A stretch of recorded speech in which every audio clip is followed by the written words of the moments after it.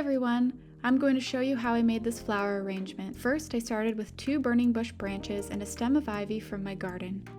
After that, I added 2 cafe au lait dahlias at the base of the arrangement, followed by a beautiful wispy garden weed to give everything a whimsical look.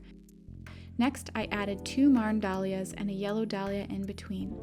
I couldn't help using this big rustic sunflower at the side too.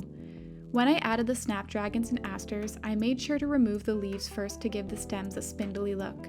Next, I added some colorful zinnias. The large orange one was so stunning it blew my mind. When you're making your arrangement, feel free to take the time to test out where flowers should go like I did. After adding 1 more snapdragon for good luck, I used 5 black-eyed Susans on the right side to complement the shape and aesthetic of the sunflower. I was aiming for a pop of bright color all in one place and really enjoyed how it turned out.